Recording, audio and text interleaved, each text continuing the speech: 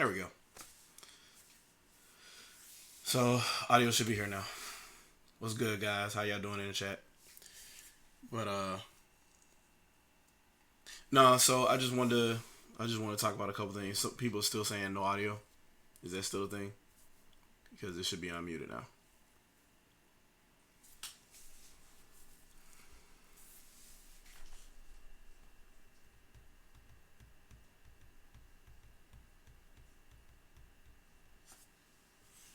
Okay, good. So I don't know if the audio is low or not. When I was testing yesterday, it seemed kind of low, but I can adjust this microphone here a little bit to compensate for that. So yeah, what's up, everybody? It's been a minute, um, but as the road ninja came out to say, let me go across a couple of things. So I haven't been on the internet in a while, so I haven't done any videos in a while. And so Game Idea guy says my chat will be legit because he's in there, but that's that's interesting. So as usual, this is what we do. Well, it's not a Bacardi break, but in this case, it is a Crown break. So that's how we'll start this episode. And the first thing that I wanted to kind of talk about was a conversation that I saw on Twitter, like literally just a second ago. It was actually from a couple of days ago, and it continued until I think this morning. Somebody mentioned that they thought that Red Dead Redemption 2 wasn't possible on the Nintendo Switch, and the reason that they gave was, quote unquote, they think the system isn't powerful enough. Then I asked, hey, what specifically do you want to talk about? And then mum's the word. They don't really know what to say is impossible. They just say it is impossible. Then they talk about file size. Of course, I mentioned that NBA 2K is over 100 gigs on PlayStation 4, just like Red Dead Redemption 2 is, and yet NBA 2K is still on Nintendo Switch because compression exists. But that's just some of, for the lack of a better word, the bullshit that you'll see on social media continually. There's another guy, Donovan, I guess. I can't really think of what his full name is, but he just got exposed not too long ago because 2 games got announced for Nintendo Switch that he thought weren't possible because they're realistic looking games and therefore that Nintendo Switch couldn't handle them. And lo and behold, one got announced on the Nintendo Direct, and the other got announced separately.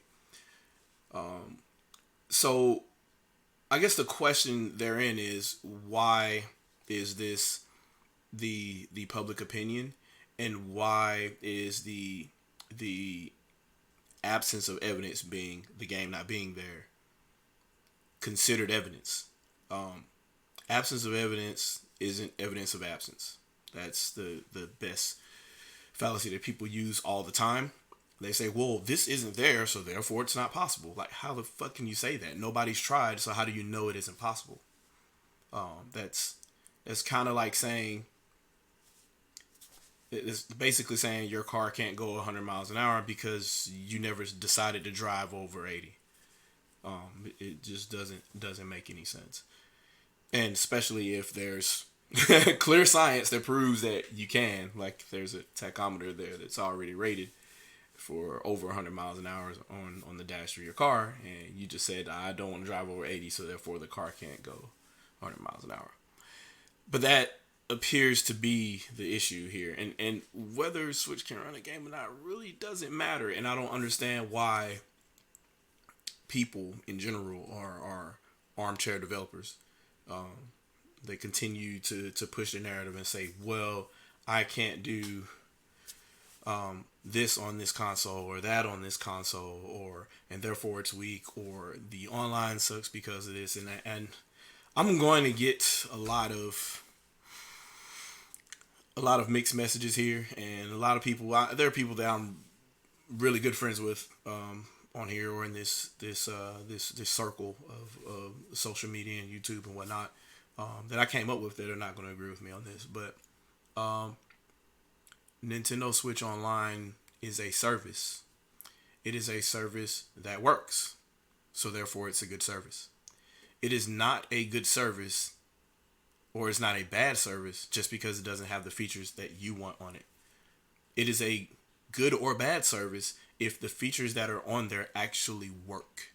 And if they work and provide the service that it's intending to do, then it is considered successful. It is intended for you to use to play online and for you to subscribe and them to make money. Then therefore they've met their goal and therefore it's successful. You as the consumer do not determine that. Now, if you have your own opinion and you have your own input as far as what you want to do to say, hey, I would like to improve this because to me, I think this would make it better. That's completely different. And that doesn't determine whether something is successful or not. Now, I know people want to try and turn and say, well, people decided to say whatever they wanted to say about Wii U and therefore it ended up being whatever it was. I mean, people complained about Wii a lot too, and it really didn't fucking matter at the end of the day because Nintendo said, money, we're going to continue doing it. You keep buying it, we're going to continue doing it. So, and I saw a lot of flack last week and the week before with people saying, hey, well, since this quote from Nintendo during their briefing with investors stated that some players had begun to start using temporary memberships, the shorter term memberships for Nintendo Switch Online, that therefore the vast majority of people are using temporary accounts instead of using the year-long solution and whatnot. And all I did was actually read the entire statement. And all that clearly stated was, hey, we see that some people as of recent are trying to get the cheapest account or the shortest term account because a lot more people tried to get it when Smash came out. Specifically around that time is when they mentioned that. So a lot of people bit the bullet and said, okay, look, I gotta play Smash Online. And this is what they decided to do. And I can read the actual statement. I actually have it. I don't know why people read stuff out of context. It's just so bad to me. I really don't get it. But so the entire statement, I mean, and this is not saying that things could be better in Nintendo Switch Online. In my opinion, yes, a lot of things could be better. I think, personally, to me, I think all those things could be done on the phone. A lot of people think that they should be done natively in the console. Nintendo's trying to get away from that because all the issues they had with Wii U with regards to security. Nobody wants to believe me on that, but all you have to do is do a packet capture and you can see what they're doing. So the actual question says, you mentioned in the presentation that Nintendo Switch Online subscriber base, excluding free trials, has exceeded 8 million accounts, which suggests that the service has gotten off to a good start. I assume the people who purchased Super Smash Bros. Ultimate subscribed to the service at once, but I am wondering how many signed up for the 12-month membership. Given the current content of the service and the pace of releasing a few major first-party titles in a year, I imagine it might be hard to maintain a relationship with those members. The service is off to a great start, but what do you plan to offer to members going forward? That's the question.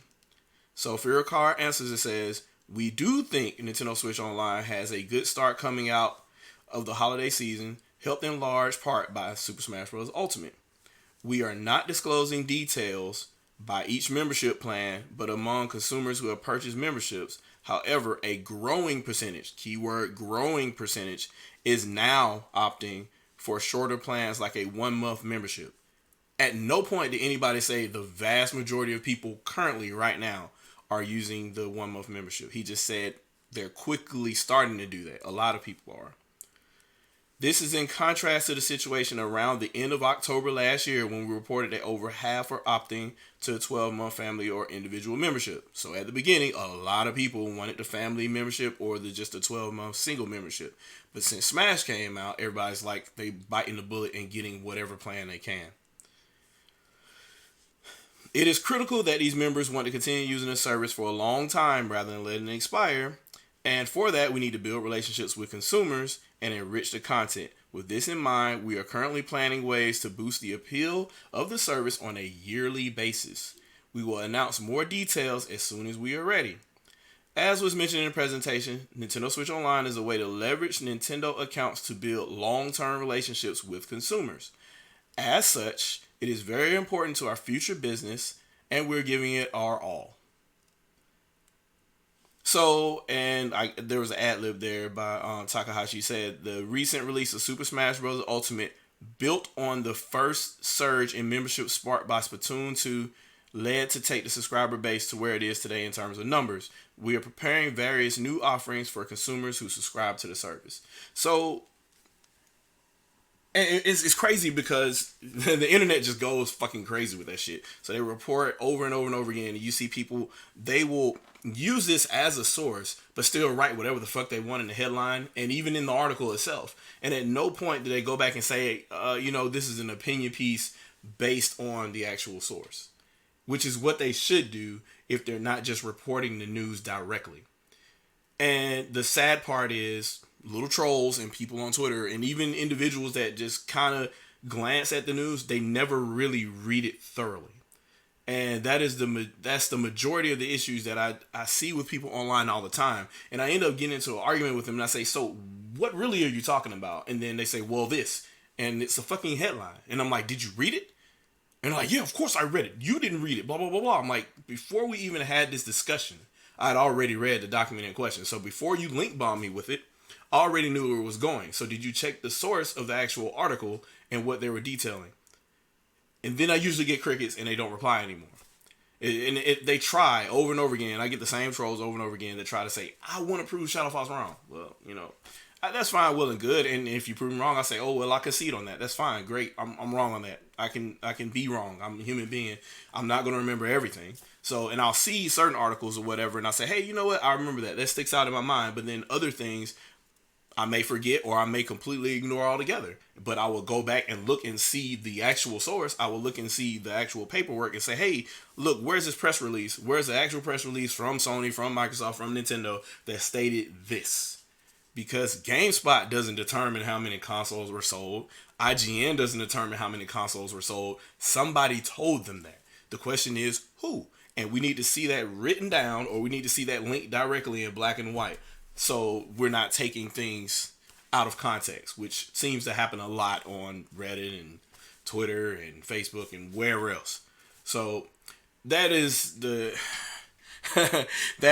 biggest infernal thought process that we see all the time. So, and that's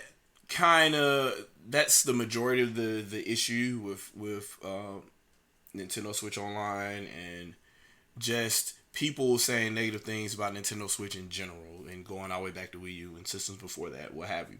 It's the vocal minority clinging to whatever information they can to fit their narrative. And it's not to the point where they will blatantly say things that are false, but if it even looks like it can support their argument, they're pointing to it. And they're not even attempting to read into it at all because they already have a conclusion they're working backwards from. And that's the worst form of logical fallacy you can have. I can take questions, I guess, at some point in the chat. But I kind of wanted to do this to go over the Nintendo Direct and kind of what my feelings were, but I kind of wanted to catch up with everybody as well too, because I kind of wanted to do a year-end ShadowCast. That kind of didn't happen. It actually ended up being on the Juice of Lose podcast. We kind of did our game of the year top 4, top 5, or what have you. And I'm still working on mine. I have a top 10 list that I'll be issuing out on this channel sooner rather than later. I'm finishing up a couple of the games now. One of them is Shadow of the Tomb Raider right now that I'm working on right now. So bear with me, and we'll go from there. We'll figure out if Shadow of the Tomb Raider is better than God of War or what have you. It doesn't really matter. My list is going to be which game did I have the most fun with in 2018. It won't be this game is better than this or what have you. If you're a real gamer, you already know that anyway. It's not about the better specs or anything like that. It's like, how much fun did you have with this game? Even if it's 0 frames per second. Like, did you have fun playing it? And if you did, then that's all that matters. Because if you want reality, go out the fucking door and put the controller down. Infinite frames per second, infinite polygons per second. The lighting is great. However, I don't know about the fun factor. That may vary. So yeah, so there was one other thing that I kind of wanted to talk about here, but I kind of it kind of got away from me. So what I'll do, I'll go down the Nintendo Direct list here and kind of just chat about a couple of the things that I saw on the actual video that kind of piqued my interest. Some of it you may already know about because I've been playing it probably. Um, but I will. I'm kind of want to go in order, so I'm not losing my train of thought here. So the very first thing that started off on the video was Super Mario Maker 2, and a lot of people, um, and I will say the vocal YouTube minority that swore up and down that Super Mario Maker was being ported directly from the Wii U to the Nintendo Switch. That's not going to be the case. So Super Mario Maker 2 is announced for the Switch, which makes all the sense in the world because wasting resources trying to convert all that stuff that was gamepad only on the Wii U to the Switch just doesn't seem like it makes any sense. And I know a lot of people are saying, well, you can play Mario Maker without the gamepad. And I'm like, well, guess what? When you play Super Mario Maker on Switch and then you dock it, then how do you translate all of that information? Because on the Wii U, it doesn't matter. If you remove the TV, you're still able to edit content without the TV with the touchscreen. When you dock to when you're plugged up to the TV, you can still edit.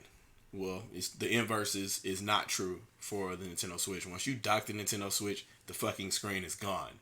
So how do you edit content, or can you only play content when you dock the system? Obviously, since it's for the Switch now, they've developed a new system where when you dock it, you can still edit with the controller or what have you, like you should be able to.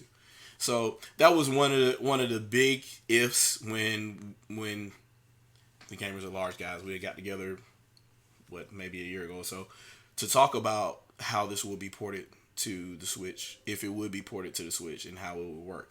And that was one of the big issues that I had was, hey, how do you take all that gamepad stuff and then put it on the Nintendo Switch, because that touchscreen is gone when you dock it. So that's just another thing. And people were talking about, you could use a companion app or something like that. And that's kind of what I wanted if anybody was going to port, say, Xenoblade Chronicles X to Nintendo Switch, have a companion app so you can do the dual screen stuff for the map and whatnot. But that appears to not be the case for Super Mario Maker. They're designing it directly for the Switch, so you'll be able to play on screen or off without any of that. So my opinion on that is, I won't say it's mixed. I kind of know what to expect. So that'll be fun. That'll be kind of cool to be able to share levels again and not have to deal with the, Miiverse being down, that kind of crazy shit. So that'll be cool. Marvel Ultimate Alliance. So I have Marvel Ultimate Alliance on the Wii and the 360, and believe it or not, those games are kind of fun. Like, a lot of people wanted to trash those games to say they weren't really good or anything like that, and I'm like, those are games where they're basically power fantasies, and I found them to be pretty entertaining.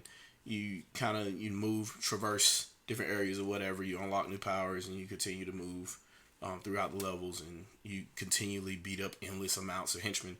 But the core gameplay is really addicting, and if all intents and purposes they keep everything the same for Ultimate Alliance 3, it looks like they may be adding more features and whatnot, but I'm down for that. That seems like a lot of fun, especially in multiplayer. So the next thing I have on the list here is Box Boy. So Box Boy was one of the games that I kind of ignored on previous platforms, and I probably should have played it at the time, because there were a couple different type of platformers, puzzle games that I was playing instead.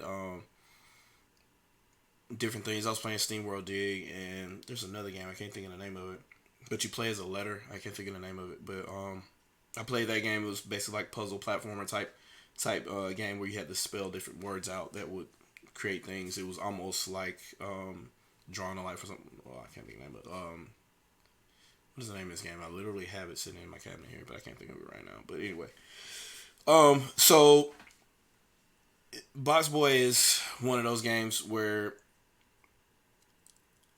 it might be an impulse buy on eShop one day for me. Like I might end up buying it out of nowhere, just saying, "Hey, you know what? Boom, I'm gonna download this and play it." That kind of happened to me with the Swapper, I think, on Wii U at some point. Scribble Knots is what, yes, that's exactly what I was trying to say. And Typo Man was the other game that, yes, I did download Typo Man. That was the game that I was playing instead of Box Boy. So, but yeah, I'll be, if I do end up getting this game, it'll be one of those type of humbug things. Usually, usually what it is I'll log on to eShop and I see one game's on sale, then I just start buying everything. I start looking, hey, this game is on sale, and then I look and I say, but I meant to buy that, and I never bought this, and I never played this, and I just start buying a whole bunch of shit. So that's usually how I end up buying stuff like that. Uh, this was a weird one. They announced updates for Super Smash Brothers. Didn't tell you anything about the shit. They just kind of told you, "Hey, Smash Bros. Is getting another update." I guess we'll get a dedicated Smash Direct for those updates. I'm guessing at some point in the future, which is a little bit interesting. And that was kind of odd that they even threw that in there. I'm guessing they're just trying to say that throughout this year there'll be stuff to play. Not only new games that are coming, but your existing games that you just got at the end of the year will continue to get content. I guess that was the driving force beyond that, because I don't. Why would you leave? Why would you give an empty kind of presentation for something like that? But I guess that was kind of like the Splatoon one last year, which was just weird. It's just like, hey, here's this new Splatoon update, and they didn't tell you any fucking thing. It was just like a weird cutscene, and that was it. So yeah, that was odd, but obviously I'm looking forward to whatever's coming. And then they kind of touched on it and said, that Joker is part of basically season 1 of the DLC characters coming. Just trying to let you know that, hey, we have a lot more stuff planned for this game, and there'll be more stuff that'll be added on to include characters and probably stages. So after that is Captain Toad, which I think was pretty cool because I'm landlocked, unfortunately, because I have it on Wii U. But the Switch version will have co-op, that's an interesting addition to the game. So that's good for people that have that game on Switch. You get that free update, and that's awesome. Bloodstained Ritual of the Night. So that was the game that got pushed back to this year. That'll be interesting to see because Curse of the Moon, I think it was the 2D old school demake of the game that was supposed to be a pre-order bonus. That was really good, and that was on my list for 2018 for a game of the year. So, if Ritual of the Night is even a shred as decent as the demake, then that's something to look forward to. Dragon Quest Builders is not even on my radar at this point. I hate to say it, but Dragon Quest Builders is not. That's not something that I'm really looking forward to. If my son gets it, great, and I might sit down and try to play it. And it's cool that you get to do the old school 2D maps and whatnot, and kind of move about and then go and see what else has been built. That's kind of interesting, but I don't know if that's something that I would really want to get into. And obviously, there's little additions for people that bought the first game on Switch. So, nah, not really interested in that. I mean, it may be something that I might pick up on a humbug. I don't know. But the other thing, oh, Dragon Quest 11, yes, that will be that will be something that I will be playing, definitely. So the Dragon Quest games, with the exception of 10 on Wii in Japan and on 3DS whatnot, the Dragon Quest series eluded Nintendo for quite a while. You had the Dragon Warrior on the NES whatnot, and then there were a couple Dragon Quests for the Super Famicom, but they kind of never really came back to the States. And it's good to see that Dragon Quest is coming to something other than a PlayStation at this point now, which that's probably going to hurt some people because Dragon Quest 11S has all the things apparently. So people were like, hey, like please port this to other platforms other than Switch. But this definitive edition looks to be all that and then some. So I'll definitely be looking into that game as it gets closer to launch. Disney, I'm okay with that. Pass, hard pass. What I thought was cool was that there were more missions for Star Fox and Starlink. That was actually really cool. I kind of want that's kind of what I expected since they were introducing Star Fox. That they will have more DLC missions type thing, and maybe an actual let's go fight Andros on his home planet type deal. I kind of saw something like that coming at some point, and I thought it was pretty cool they announced that. So they actually are following through with that. So Starlink, yeah, a free update for only for Nintendo Switch owners. So yeah, and like Game Idea said in the chat, like nobody else can get it. There's not something you can just download on the PlayStation 4 version. So good luck for those out there that are trying to get those missions without a Nintendo Switch. Room Factory is, I think Nintendo doesn't have high expectations for this. I think the whole point is they know that the Western RPG side of things has eluded Nintendo for a very long time, which is why they went out of their way to have Skyrim on this platform at launch. And so they're going out of their way now to say, hey, look, JRPGs are here. Japanese developers are seeing that this console is taking off, so we're going to start doing these action RPGs and having these sim RPGs like Rune Factory or whatnot come in. Which kind of brings me to Anunnaki, which is... So, just because it's coming from the I Am Setsuna team, I have nothing but positive things with regards to anticipation for this game. So Nintendo is creating a picture to say, look, all the RPGs will be here, not just Skyrim. All the JRPGs will be here as well. We know Valkyria Chronicles and Xenoblade and stuff like that are already abound, but this kind of seals the deal to say that, look, Dragon Quest, Final Fantasy, all of the RPGs, you can take them on the go on this platform. Like this is the Nintendo basically is back again. Like this is Super NES style. Remember us? We had all the genres type move that they're doing. So that looks to be the PR move that they're doing. I don't know if that's the full intent going forward for the future, but they're definitely trying to make that case now with this being the full second year for this platform ending on March 31st. So Yoshi's Crafted World, man, that game looks good. So I guess there's a demo out for this one too. I need to go ahead and download it and take a look at it. Yeah, that game was finished a long time ago, and they just keep adding more and more polish to it. Every time I see it, it looks better and better.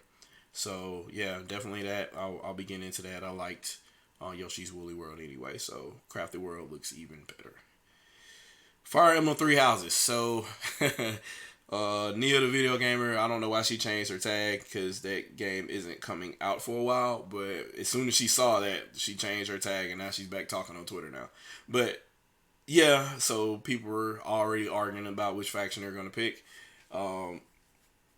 Yeah, I'm not that kind of guy where I get that serious in it. I just know that I'm going to be playing this. So, and as a matter of fact, I'll probably be going back and doing a couple of Let's Plays and going through Fire Emblem Path of Radiance at some point for you guys. I have to use this little guy right here at some point, because I haven't fired it up yet. I should, but I haven't fired it up yet, and I've had it for months now, and I haven't done it. But I'll end up hooking it up to my capture system here, and we'll start going through some of the older games. And because before I was using the component cables, and apparently this is like leagues better, so I'll be using that, so you guys can see some of the older stuff. Tetris 99. So I'm afraid to get started with that game. I have it. I just haven't started it yet. I'm watching people get destroyed on social media right now. It's just amazing. And Game Idea guy he kind of tagged me in. Well, I saw him, so he tagged Bill Trennan after he got destroyed. Like everybody, if you can't be a public figure and then get on a free for all game, any battle royale game, and think that people are going to just let you play. They're like, "Ooh, I see your tag. We're killing you. You're Tran. Oh, okay, die." So that kind of looks like what's going to happen there. Dead by Daylight looks to be. To be honest with you, it looks like a mobile game. It looks like a mobile game that, like a mobile online game where you take turns being the killer. It reminds me a lot of, and this game was on 360. I can't think of the name of it. But you play as a team. You play as a team, and you have to kill the monster, and then one person can be the monster, and then you switch roles and then go back. Which is kind of a take on Left 4 Dead, really. I mean, now that I think of it, it's just more of a horror theme to it. But that looks like what that would be. Depending on how the community is around that, if there's a real big community that builds up around this, I may try it out just to see, if you guys are playing or whatnot, get on there and talk shit and kill each other. That'd be pretty cool. Deltarune, I guess that's supposed to be the spiritual successor to Undertale. There's not much to tell there because they kind of like covered up everything with a fucking dog. But anyway, so it's supposed to be for Toby Fox, the guy that came up with every excuse in the world to not put stuff on Wii U. But there you go. It's there now. So that game will be, the free version of it will be coming soon, and then you buy DLC after that. Daemon X Machina. I don't know how to go from here on that game. I'm pretty sure before you came to the ShadowCast right now at this point that you may have heard some negative things regarding this game. You may have heard some positive things about this game if you follow JK or anybody else that's on Twitter. They're like super ultra Japanese with it. And if you, the entire handle itself, the entire Daemon X Machina hashtag is, there's a lot of Japanese going on there, but there some guys are doing some amazing stuff, and I'm just now gotten the hang of doing the how can I say this, the momentum change dash. So at the end of you changing direction, if you dash in the opposite direction, you do this like quick kind of evasion move, and you can fire at the same time and kind of swing your weapons around.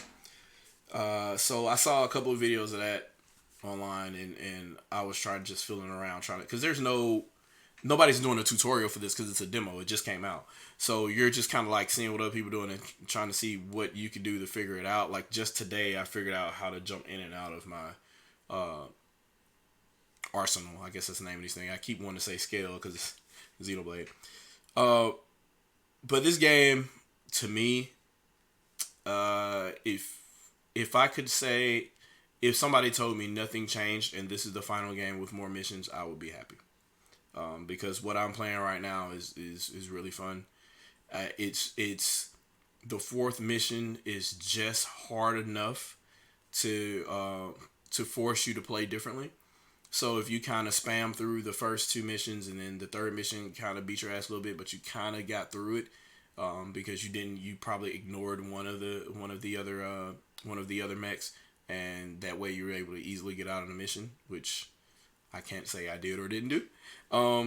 Then you get to the fourth mission and it's all on you. So at that point, that's when you really start to learn about maneuverability, aerial maneuverability, how to dodge attacks, area attacks, how to stay within the area and not get knocked out of the area, and managing your ammo, be it missiles and your traditional bullets.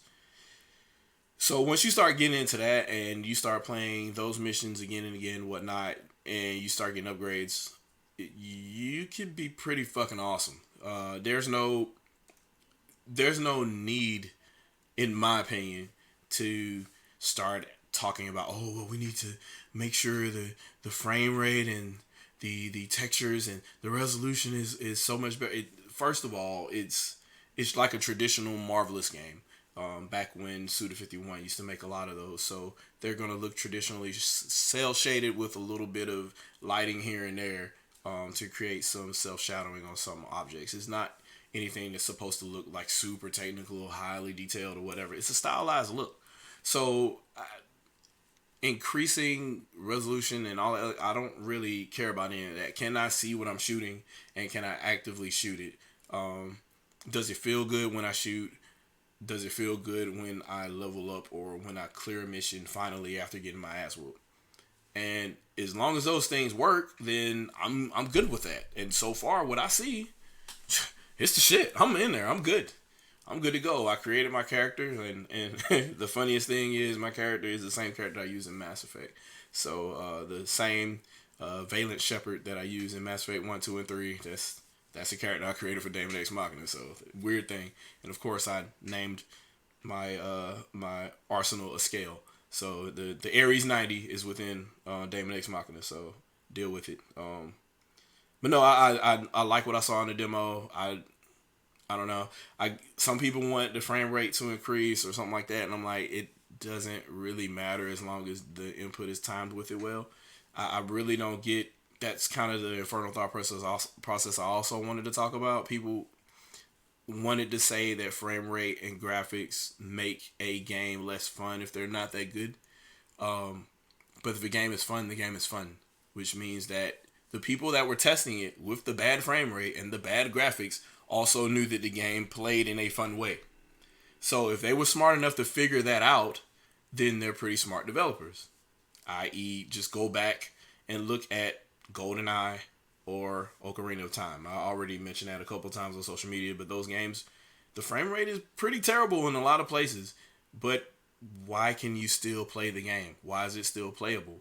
It's still playable because a bunch of people tested it repeatedly, and the inputs were lagged or processed in such a way that when the frame rate dives, your input doesn't dive. So it feels to you like maybe you can see in slow motion and still be able to react in the same time frame that you would normally, and it doesn't feel weird to you.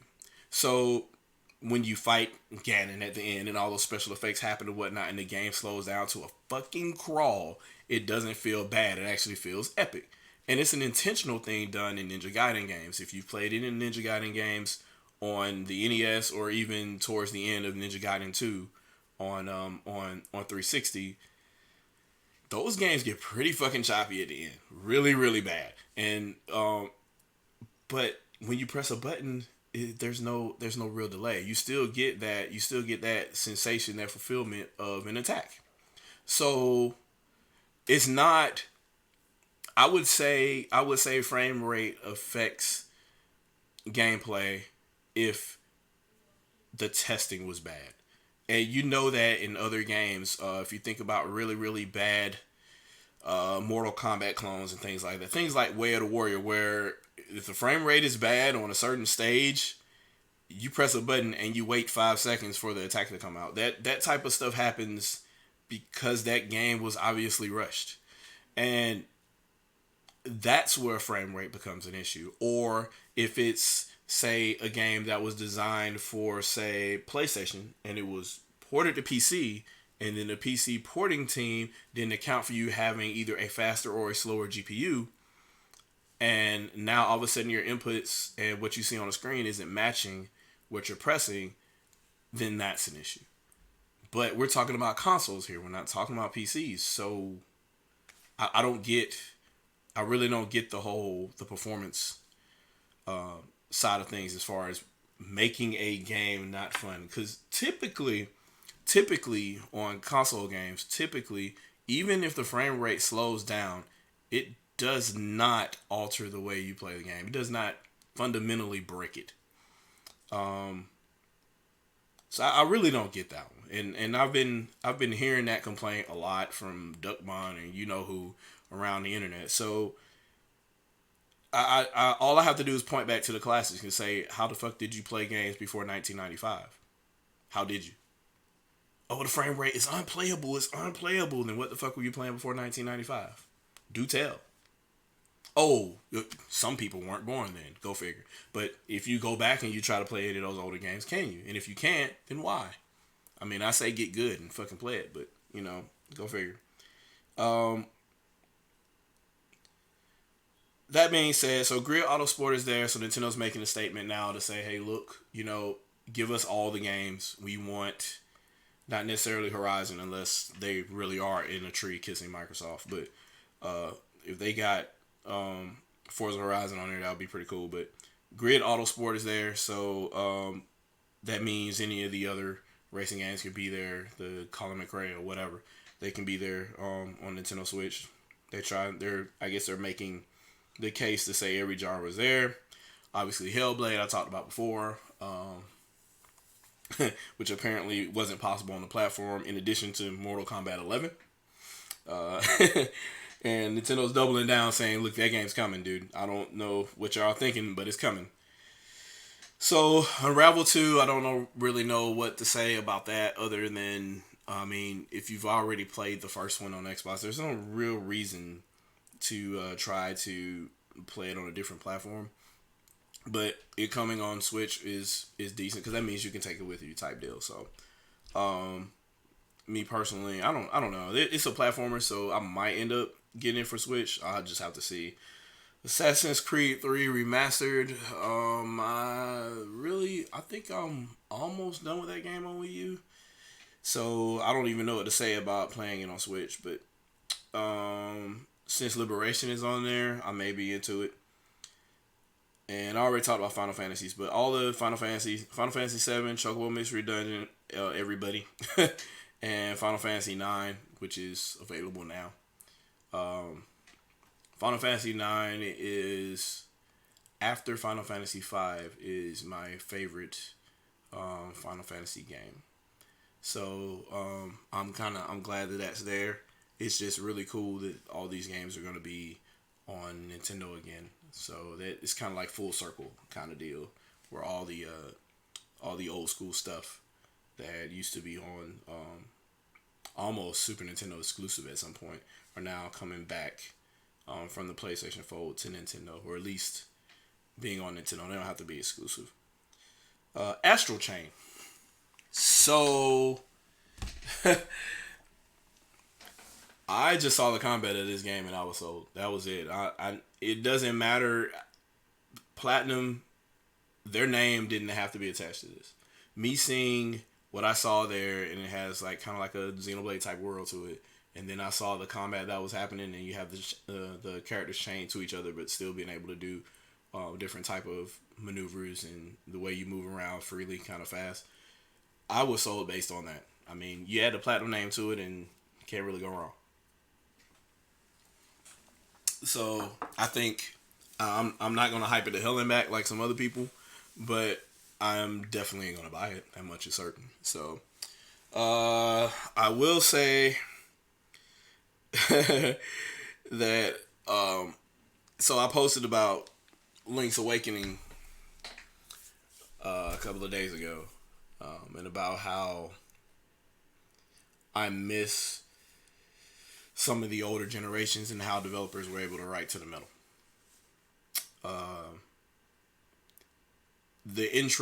Just the intro to Link's Awakening required a lot of retooling because if you think about the Game Boy, it was essentially a overpowered TI calculator at that point. If you think about the processor that's inside of it, and there were only so many things that you could do, so many set registers and functions that this thing could do with 4 different shades of gray/green, and how they would overlap with each other in one frame in so many cycles that it can happen or whatever, and so many set interrupts that were there, and then you could do interrupts to certain functions to grab memory to steal from another function, and then you can start do some technical things here and there.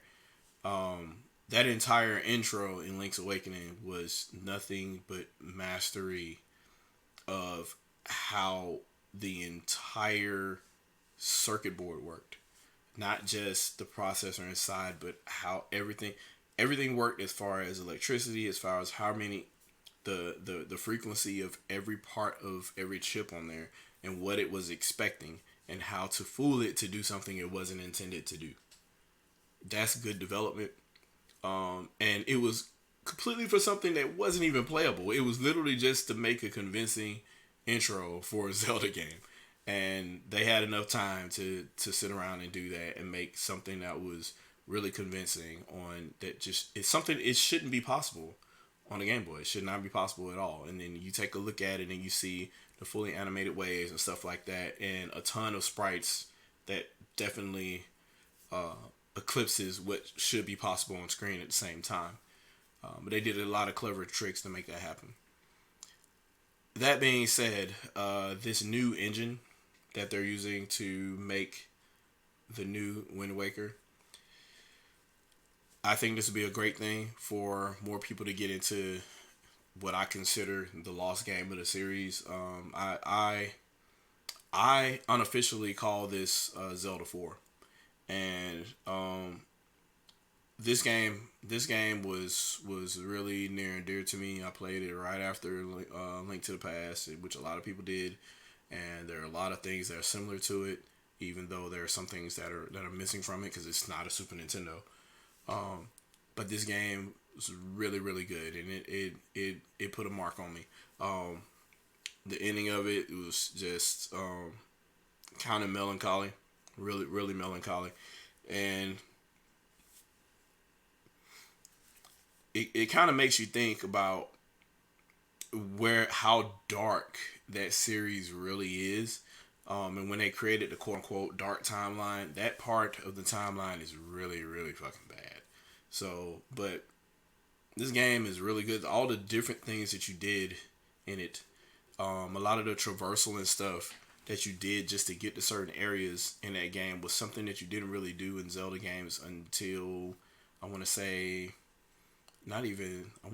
probably Skyward Sword. The Skyward Sword was more about moving around the environment rather than going from dungeon to dungeon. So this game was kind of more like that too. It was the entire island itself was a dungeon, and then you had individual dungeons inside of it. So that was definitely cool. And the boss fight, that was the ending boss fight is really good.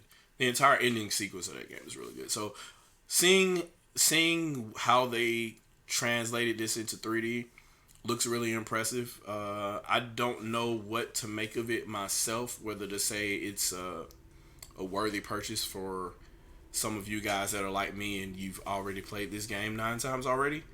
But it looks really good. It looks really fun. I may be getting into it. I don't know. I may try it out just to see how good it is. And knowing Nintendo, they might add a couple of different things in there. And if they add a couple of bonus dungeons like they did with Link's Awakening DX, then I'll definitely jump into it then. Because, I mean, that's the cool thing about Zelda is dungeons. So if there are more dungeons, I want to play them. So, somebody said I had a taste shot. Sorry about that. That's what I do. I can't really help. Let's see. Least common denominator. Yeah, that's one of the things. Nobody wants to make Switch the lead platform. That just makes all the sense in the world. I'm trying to see. Somebody mentioned something here, and I'm trying to.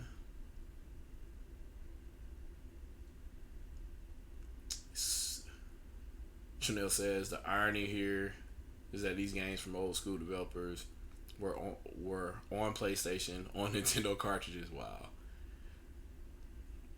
The amount of Square Enix support in One Direct sends a message. Yes, I think the tides have turned at this point. It's pretty much Nintendo is not the bad thing now.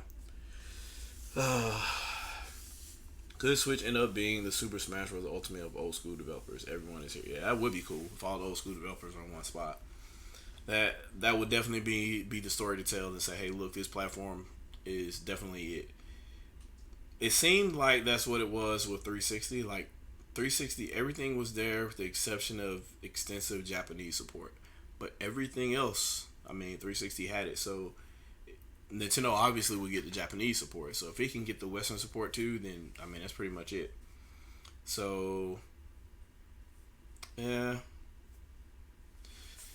I don't know. So with the Direct overall, to me, I was definitely impressed by what I saw. Considering it's a February direct. I know they have to get everything out of the way to gauge some type of interest and figure out what they're going to do after March 31st. But it looks like they already have everything planned for the year. So based on what they did here, they already have a plan to tell the investors, look, we're going to make money this year, and this is how. So they're pushing these games, they're pushing this content, and they're doing whatever they can. I think Tetris 99 and a couple other these games they're pushing out here that are going to be like online enabled.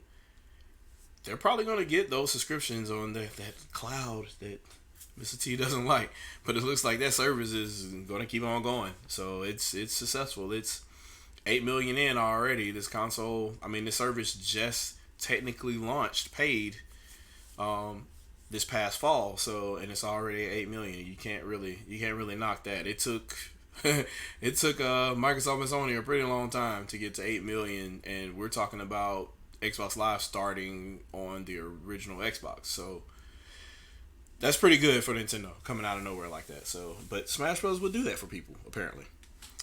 So at this point, what I would prescribe to people is manage your circles. Somebody mentioned that on Twitter, I think 2 mornings ago, and they just kept complaining like, man, like, who's in your circles, man? Because all you hear is positive things about this game, man. Who's in your circles? I guess that's what you'll have to do.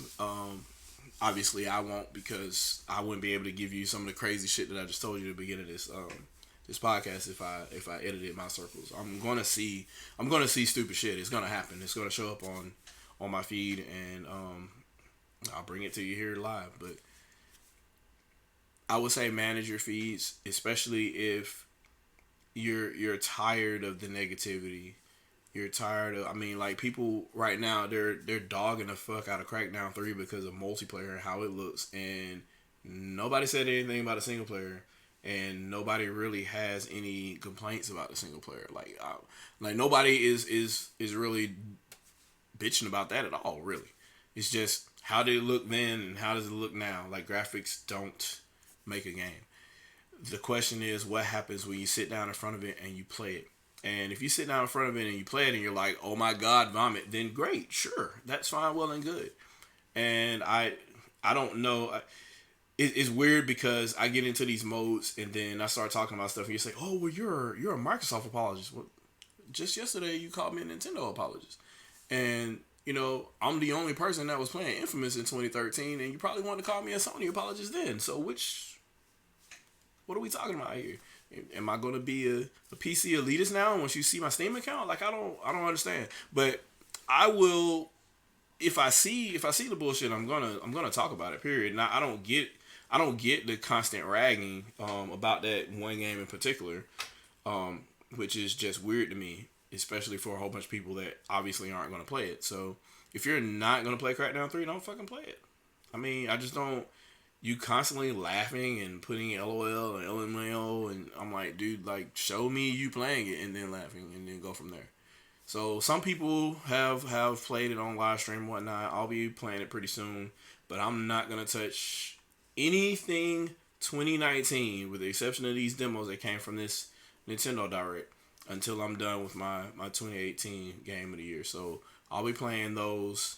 I even have this Resident Evil 2 sitting here looking lovely, and I cannot crack that open until I'm done with Tomb Raider and a couple other games I have to finish up. So as soon as I'm done with that, I'll give you my game of the year list. I'll probably do a video for it, and then I'll put it up here, which is part of my channel upkeep. Hopefully I'll have this going and go from there. Middle Miss, he's like when people try to call Shadow Fox a furry. Yeah, that's I think it's because people confuse me. I guess it's Sonic Fox. That's a competitive gamer, I think, that wears he has the Fox hoodie and then he throws it over and it's a mask. I think he confused me with him. A lot of people confuse me with him because, you know, all black people look alike. Apparently, that's the weird thing. But the people that crack down because it seems like that's the fun thing to talk about. The people that wanted, these were the same people that did Switch when it first got announced. They're like, oh man, Nintendo's gone. They're done again. They're trying to release a tablet yet again. It's not going to work. You saw what happened with Wii U. It only got 32 gigs of storage. That's a paltry amount of storage, per Rich of Review Tech USA, who also didn't understand that, you know, these little cartridges in here, unlike the Xbox and PlayStation, don't require you to install them at all. Even if there's additional storage that you have to download, like I think NBA 2K and whatnot, you don't have to install what's on the cart at all. So that's a little bit disingenuous. For I hated that when it was talked about, when Wii U was talked about like that. You stick a disc in there and it fucking runs, so you don't have to. But anyway, so that kind of panning happens way too often, and I kind of want to. I'll do some Infernal Thought process videos on different things like that. The network video is actually in process, so that's actually happening. So you guys that have been bitching about this since 2014 is coming, and I'll show you guys how to set it up so you don't have issues like some of these other people bitching and talking about, hey man, you gotta hook up an Ethernet cable so you'll be good at Smash Bros. Like, no, you don't. Just manage your wireless network and you'll be fine. It's Nintendo's network isn't exactly demanding. Like you can operate this with a 2 meg up, so you don't really need the best in Ethernet technology or 10 gigabit Ethernet to be successful when playing Super Smash Bros. Just I can show you the packets. It's not that demanding, but I'll have that video up. The ITP videos will be probably a little bit shorter going forward this year because, number one, Final Cut is a pain in the ass.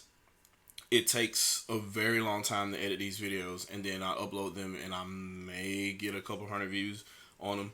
So I'll try and put out as many as I can and go from there. But they're gonna be shorter topics. So expect 7, maybe 10-minute videos. It won't be the long haul I'm snapping on your entire family 30-minute videos that I used to do. I really don't have the time for it, to be completely honest with you. I'll try to do a lot more of these streams like this to get you guys engaged and involved and stuff like that. I'll try to update this shit to where it's a little bit more customized and whatnot, and then you'll be able to see more content here and whatnot, and get some of the other stuff going here, the little donations and whatnot, and all that other kind of stuff, I guess, for whenever I do live streams. And I'll probably do a couple on Twitch here and there, maybe. So a little bit of gaming. You guys can see me get destroyed in Daemon X Machina or whatever. And I'll have some of that stuff up going forward. It's just, and all the ITP videos, obviously, all that stuff will still be free. I'll be putting it up on YouTube and whatnot. So everything is, if I do podcasts and whatnot, donate if you want to. If you don't, fuck it. Everything's free. I'll still do everything free. So it's just timing. So I realized that I had 9 videos in the pipeline in Final Cut Pro for last year. And by the time I got around to being done editing them, the timing for the video wasn't even relevant anymore. We're talking about stuff for press conferences and news events and stuff that happened that have long passed by the time I'm done editing them. So, you know, if they're not within my timeline, whenever I have time to start editing, then I'm just going to kill the entire project and delete it. So, and by delete, I mean it goes in the archive folder. I never destroy anything, but I probably should at some point because it's just taking up space in my NAS. So I'll probably end up at some point culling through some of them and probably killing them. And the rest, I mean, if it's not on YouTube, then it's just gone. So I would suggest anybody that wants to go back and look at some of the older videos, you might want to go look at them then or download them, whatever you got to do, because I may end up pulling those at some point. And if the Google guys decide to say, hey, we're deleting this, I may not have it to re-upload it. And I will say check out some of the other videos that I'm on. I am on the Juice Loose podcast periodically. Every once in a while, I may be on the Player Essence podcast, depending on if he invites me or not. I'm trying to do a little bit more of at least do one Gamers at Large thing, whether it's on this channel or not. I'll get with whoever I need to get to in Gamers at Large so we can get together. A couple of you in the chat, you know what it is. We'll get together. We'll talk offline and go from there. And yeah, and just try to update this shit so I don't have these, like, I got generic stuff on this chat scroll, and some of the shit isn't lining up. I'll get it together and get it tightened up for you guys. But I just had to put something together, and for whatever reason, there is like zero information on how to make this stuff work the right way and how people do different things. They just give you generic ass videos on how streaming some of this stuff and setting some of this stuff up. Also, please just kind of be aware that I am not a Windows fan, and me doing any of this kind of stuff is like so against my wishes. But this is what I have to do because Streamlabs does not work on, well, it doesn't even exist for Mac OS, and OBS on Mac OS just isn't supported the way that it should. So yeah, I'll be on the gaming PC doing this kind of stuff. So, and we'll go from there. But as far as some of the other videos I'll be doing, I will be going back to doing combo theory. So you'll see probably some videos of Sprite Mix whooping my fucking ass in Street Fighter 30th or whatever fighting game that I have at the time. I kind of want to I have some videos of Ultra Street Fighter 2 up. A lot of cheap Violent Ken and Shinakuma. And Eva Ryu, obviously. A lot of weird stuff that I got going on. Yes, I would definitely appreciate their help. Insane Game Freak, I definitely will appreciate their help. So I'm trying to get a lot of stuff set up here to where it's a lot easier to deal with my workflow. But the ITP videos, so I would expect fewer of those. And they will be of lighter size, definitely. So think kind of like a tad bit longer Dr. Trey videos. If anybody's familiar with that, like think a Dr. Trey video, but maybe a couple minutes longer is what I'll be doing, and it'll be for an individual topic at a time instead of, because I'll end up going into a whole bunch of stuff that I don't need to go into when I could just talk about that one particular topic and go from there. So, Glorious 720p is talking about Witcher 3 on Switch. I don't know what to say about Witcher 3 on Switch because it is still a rumor technically right now. If it is true, then great. It's definitely possible. A lot of people say it isn't possible. I'm like, he ran on 360, so therefore, it is definitely possible. How would it look? I don't know because it's a completely different system when it's running in battery mode, and I think I have a child that's being killed in the next room. Siblings will do what they do. But anyway, yeah, for somebody, Laker Link's question, I didn't see his question. What game do I think is the revived game Nintendo is bringing back? So that's supposed to be, what's that, the Go Nintendo post, I think? Nintendo was talking about bringing back a revived franchise. I don't know. Supposedly it's not a Nintendo game, so I don't know what it could be. It would be interesting. I mentioned somebody mentioned Scalebound at some point, and I'm like, yeah, that would be great. Since that's a game that kind of got, it was horrible what happened to that team. So the Platinum Scalebound team, that was not fair to them at all. So it would be great to see Nintendo give them the money and the time to achieve what their vision should have been for that game. And that would be cool, whether it's on Switch or whatever happens in the future. That would be great. Yeah, that would be cool. That would be really cool, especially if it was that, though. So that Microsoft owns the IP, we already know how Microsoft is doing right now. So they tend to not really care about anything right now. They're just like, sign into Xbox Live. We don't care what our game goes to. We just want you to sign in Live, and so we can get that subscription on PC or Switch or wherever you're going to sign in at. So we'll see. We'll see what happens with that. And at this point now, it wouldn't surprise me if Killer Instinct came back to Nintendo at this point. It would not surprise me at all. So, yeah, somebody mentioned 5 minute videos. It may end up having to be that way because you're talking The last Infernal Thought process video that I put up, I think it was about 30 minutes long. It took me like 4 days to do. 4 days worth of work in Final Cut to edit stuff. And then there's so many things that weren't even noticed, probably weren't even noticed in the video, that I did. Just different shots and working with 4K footage too. But it helps in doing different type shots, like different zooms that don't look like complete ass. Um, that type of stuff just really, it bogs down your workflow. So you have to go into, and since I'm not a videographer and it's not something that I do like for money, not knocking on Mr. T, but that's like, he should be able to throw videos like that, because that's what he does. That isn't what I do. I do information technology by trade, so I don't dabble, or I dabble in it, but I don't. When you talk about dabble, that means I don't have a professional workflow that I work on every day. So this stuff can be like super fluid and ready to go every day. So if you see one that's really crisp and clean, know that it probably took more than one day for me to do, especially if it was longer than 20 minutes. As far as a 5-minute video, I could probably crank those out a little bit easier, no matter what my workflow is. So I'll probably end up shortening those. So basically, what it end up being, it'll be an infernal thought process, right? That infernal thought process will be talked about, why it's wrong, and an example, and then that'll be the end of the video. And then there'll be another video following that. A combo theory vid would be, Sprite Mix whooping my ass, me telling you why he whooped my ass, and the process going through from there.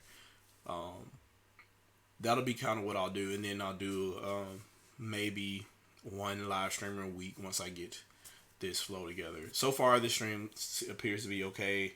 I haven't dropped any frames on my end that I could tell. I'm not using any CPU right now, so yeah. So it looks like this will be a good option to do here and there. Anytime you guys want to sit down and do a chat, we can do one, either like this, or I can have the game up or what have you, and kind of go with the flow.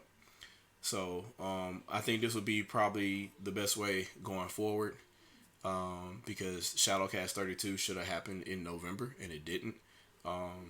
It definitely should have happened in December, and it didn't. And here we are in February. So just time and getting stuff together can be really daunting, especially when you do this for free in your spare time. Also family stuff as well. So that kind of adds into it. And my mic decided to go to sleep. But anyways, I appreciate you guys. I have a couple of minutes for questions. Anybody want to put any questions in the chat? What y'all been gaming on and that type of stuff, or whatever you guys think. If you have any suggestions for the channel, I'll take those. I'll field those in any time, either here in the chat or in the comments of this video whenever Google decides to fucking post it. You can put your comments there as far as what you would like to see. So if you want me to directly start going in somebody's ass, like say, hey, look, I saw this video from this guy, and once again, who is trying to make money off of this rumor that they want to happen so really bad. If you want me to go directly at their head and tell them why they're wrong, then I can do that too.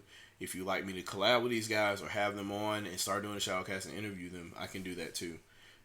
It just really depends on really the input of you guys, because y'all really make the channel. It's a free channel at this point. So Game Idea Guy said he would like to see a bunch of combo theory vids. I still have to do a reply to your video, Game Idea Guy, for Street Fighter 6. So I will put that together and do that. Somebody mentioned orange juice. Yeah, I do a video with him, or interview OJ. I can do that too. And next year 720, that dude, he's an entertainer. I can't really go at him, because once, like, he ran for me years ago, but I had talked to him offline doing something. I think we were on Skype. It was me, him. I actually think it was Shokyo at the time. It was me, him, Shokyo, and what was the other guy's name? I can't think of his name right now. But we're all in the chat, and he just like literally said, like, dude, I'm entertaining, and I'm like, wow, I can't even be mad at you, bro.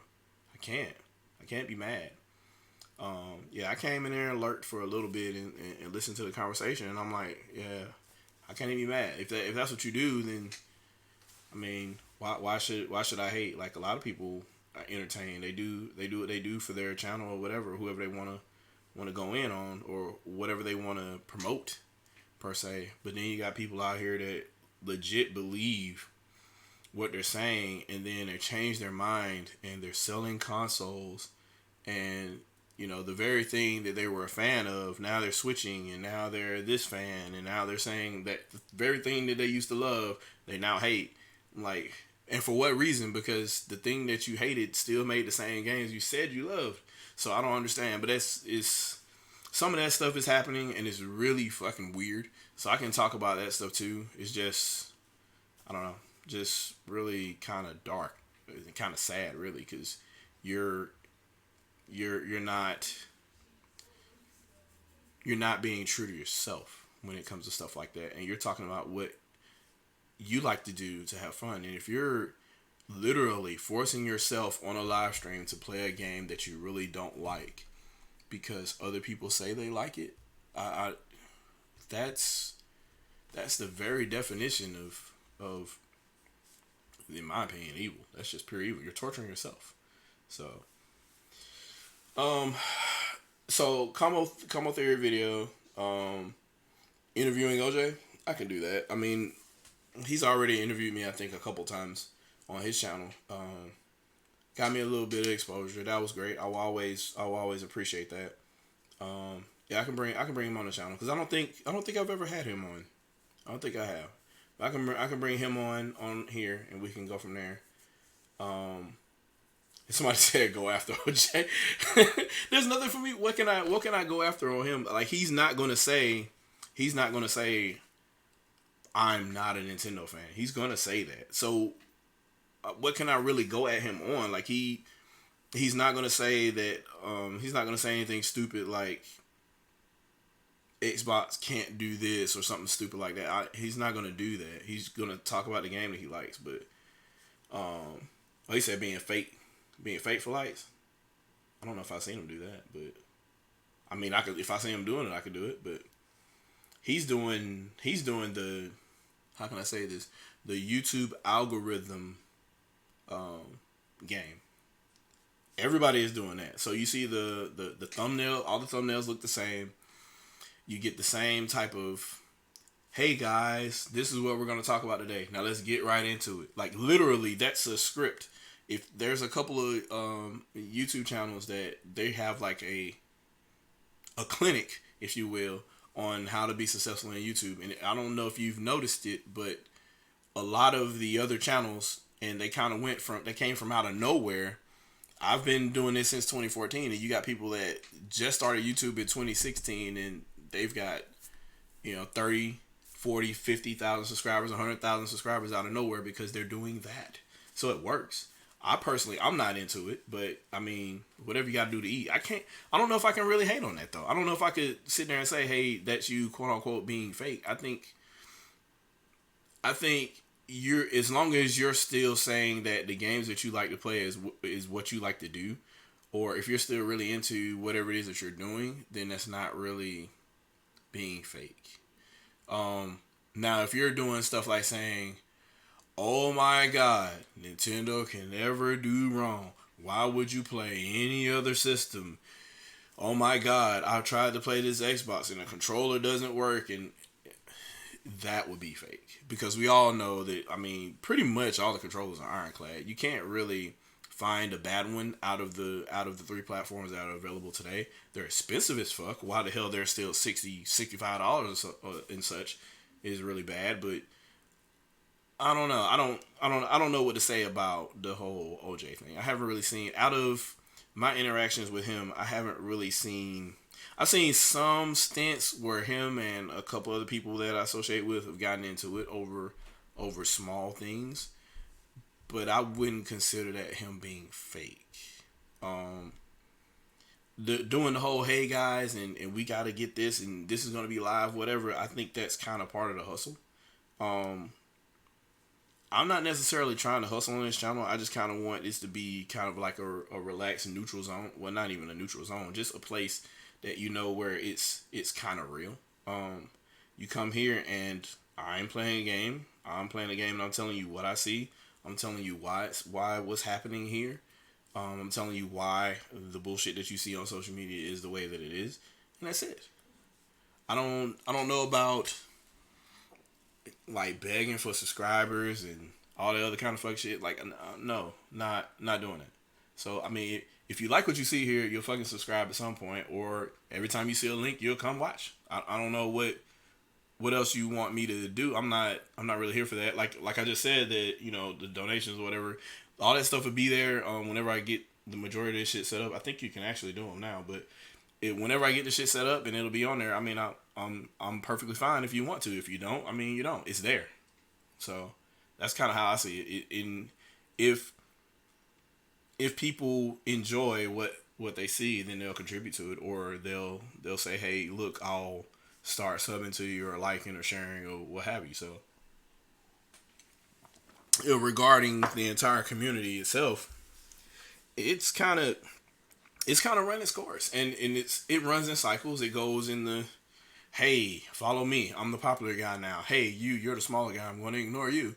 And then the guy that got ignored, he gets up and does whatever. Then the older guy that was popular, he's not as popular as the other guy now, so now he talks shit to him, and they go back and forth, and it starts over and over again, and it's the big cycle. And then the person that got more popularity than the other person, he starts losing subs, and the new guy comes out of nowhere, he's got a shitload of subs. Now those other two people that were beefing, now they're both together and trying to beef against this other motherfucker. And it's an endless cycle. And it continues to rotate. If I am going to quote unquote beef with somebody, it's going to be over an issue. It's not going to be about, I just don't like that person. If I say negative things about, say, Super Metal Dave, it'll be because, motherfucker, you're lying. Or it'll be, I really don't see where you got that information from. There's a leap in logic on this and that. There's a bunch of things that Dave says that are absolutely true, and they're fine. So I have no problem with that. But the things that are wrong, I'm going to speak, and I'm not going to mince words. Same thing with everybody else. So it doesn't really matter whether we are close, if you will, in the same circles or whatever, or not. Like, we do it all the time. So it's whatever at this point. So, still really worried about that whole, I don't know about that whole OJ thing. I don't know. I have to look into that. Maybe, he said, what game would you like me to do for a pitch for a Switch video? Not really sure on that right now, other than Killer Instinct. Why wouldn't I say Killer Instinct? But Killer Instinct, that's the only thing I would put on there. But it's kind of hard to play that game on the go, though, especially since the Switch Joy-Cons are kind of, they're off and on, and they're hit and miss sometimes on the go. So if you're like constantly trying to attack the D-pad or whatever, I don't really see that working on the go. Cornelius Broadneck says, setting the record segment, clearing all the bogus BS relating to tech rumors, etc., in gaming or current events to whatever you want to speak on. Yes, that would be the majority of what the ITP videos would be for. So I guess that would actually be a good idea, because that can kind of be, instead of, it can be kind of like an all-inclusive, or I can say,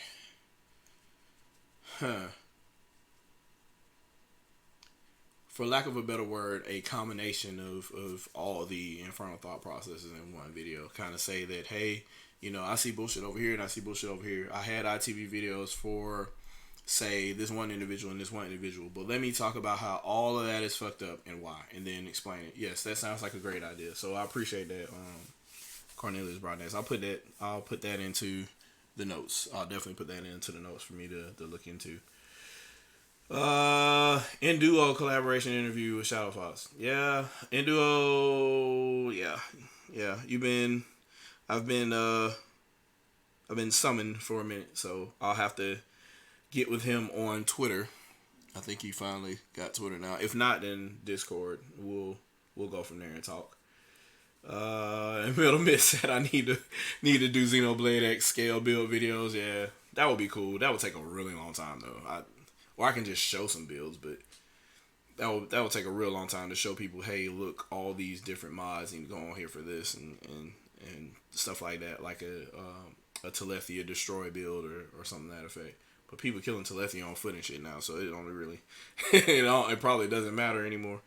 Um, Interview the game idea guy and pick his brain. Yeah, I can do that too. I can pick everybody's brain. I could probably bring the entire GAL on one by one and do that. So seminars on being fake. Yeah, I could do that. Just being fake in general. Individuals that this console is popular now. Let me sell the other console and buy the popular console. Yeah, that can definitely be done. That'll be interesting.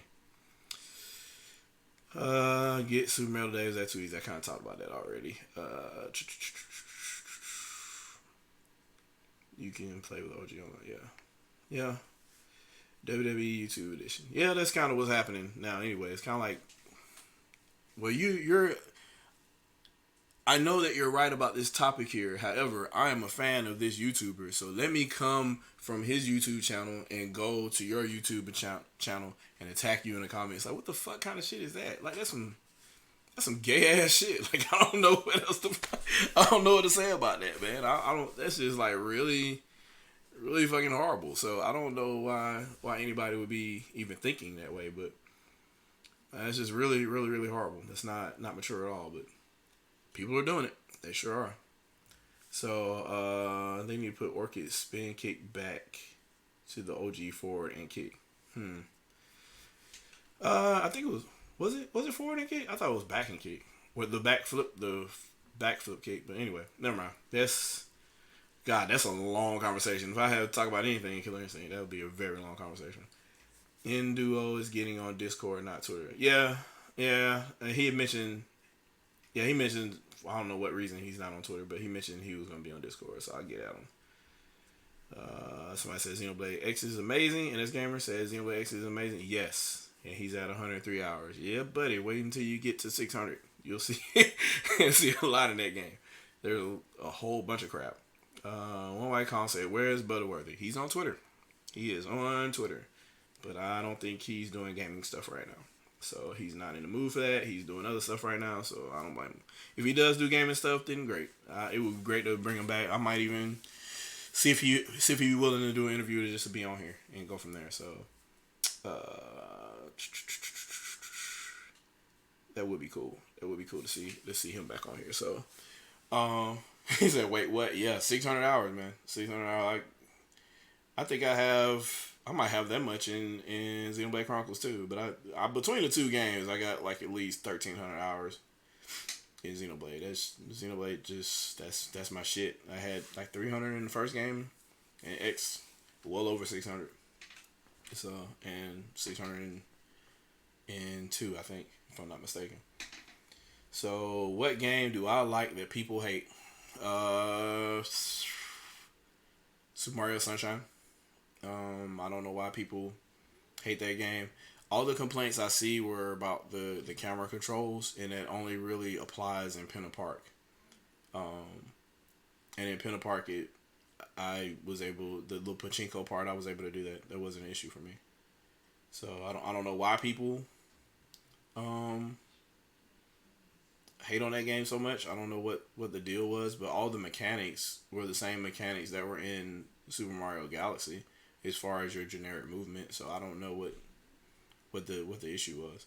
And I liked the classic levels, the bonus levels, because they were old school platforming. There was nothing you could do, and those were the bonus levels that you ended up doing at the end of Super Mario Galaxy 1 or 2. I forget which one it is. Where you run away from Rainbow Mario, whatever those levels are. Those are at the end of either 1 or 2. I forget which one it is.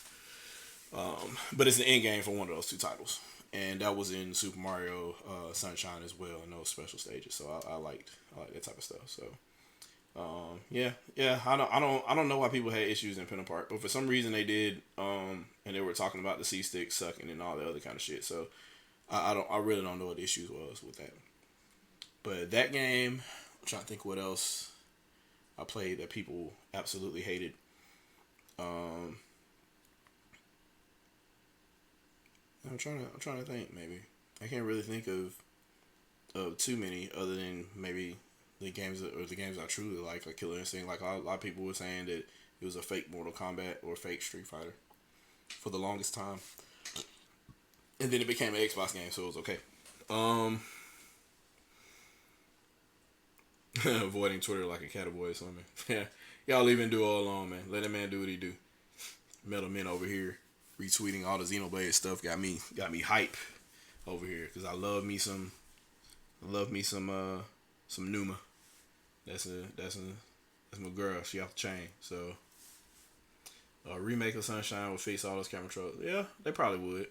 They probably would, but like I said, it was never really an issue in the original.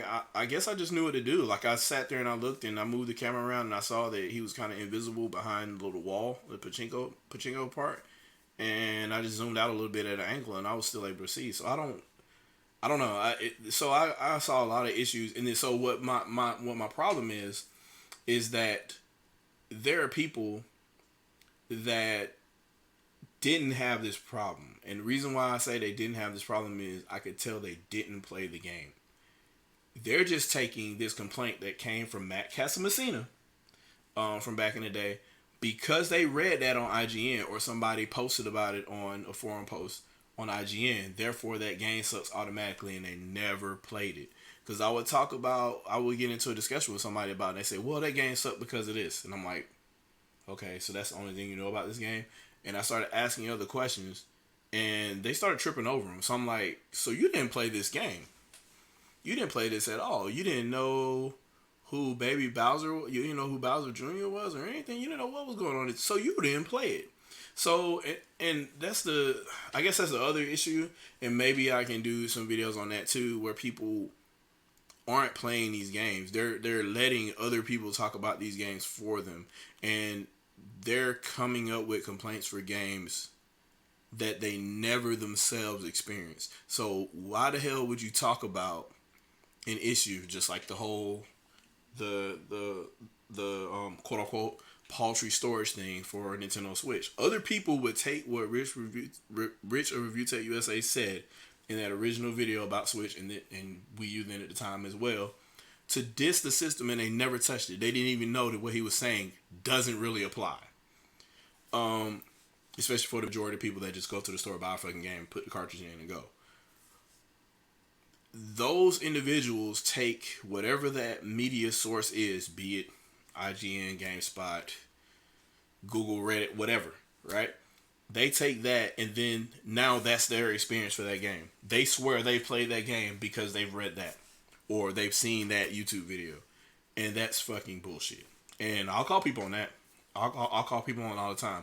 And so what I guess the interesting thing about that is that's actually happened in a couple of my ShadowCasts. If you start listening to some of the older ones I had, you'll start hearing guys talk about, hey, Nintendo can't do this and they can't do this, blah, blah, blah. And I'm like, what do you mean? Well, in this game, they didn't do this, or this game didn't come to the system. I'm like, yes, it did. And they're like, well, it didn't because it wasn't. Or nobody talked about it. Like, how is that my fault? You just said it didn't exist. And then when I told you it exists, it showed you it exists, then you said nobody talked about it. Like, what the fuck? So what you're saying is your lack of research and your lack of information is my fault. And that's the fault of the thing that you're complaining about. No. You're showing your own ignorance and you're the problem. But, it is what it is, man. I don't... Just one of those things. And what did he say over here? Say Killer Instinct is amazing. Yes. Killer Instinct is amazing. There is no other answer. Killer Instinct is great. And what do I think of people overclocking Switch? I think of people thinking they are smarter than Nintendo was when they tested this system for over a year in 2016 by overclocking it and burning it in to make sure that there was a certain threshold of voltage for it. If they think they're smarter than them, then they probably got another thing coming. So you can do individual tests and stuff like that just to see where you are. But there's a reason why they did the voltage the way they did, the reason why they set the clock speed the way that they did. So one or two things will happen. Either the damn thing blows up, or when you take it in portable mode, your battery life shrinks to 2 minutes. So one of those two things they kind of gauge for in both scenarios. You don't know that because you're working from the outside looking in, and you're trying to change whatever settings you think you can change because you're in the middle and you're trying to, I guess, impress people. That's not a go. It's not going to be good for the other people that are trying to download your hack to make it happen, and they get undesired results. So there was this a similar thing happened with the PSP where you could change it from 100 to 133 to 166 megahertz depending on what type of game. Because games would be able to scale up and do that. Developers would decide whether or not they wanted a certain frequency that they wanted the game to run at. If you decided you wanted to do that on every single PSP game, you got some interesting results when you try to do that. So, yeah, people will find out. They will find out in due time. It will be interesting, and they will have some issues. So, when you take a quote unquote off the shelf system and then you highly customize it and you test it for very set parameters, once you come up with the results that you need and you finalize and you say this is the safe zone, that's how you come up with a really good stable product. And that's probably why Nintendo puts their name on stuff like that, and their stuff tends to be durable like that. I think the weakest system as far as durability that they've come up with at this point was probably Wii, I'm thinking right now, because GameCube was a tank. Wii U I thought was really flimsy kind of, but I've dropped that console a couple times and it appears to be working just fine. It's fallen off a shelf a couple of times. It's fallen off a console a couple of times. It has landed on another gaming console a couple of times, and it is perfectly fine.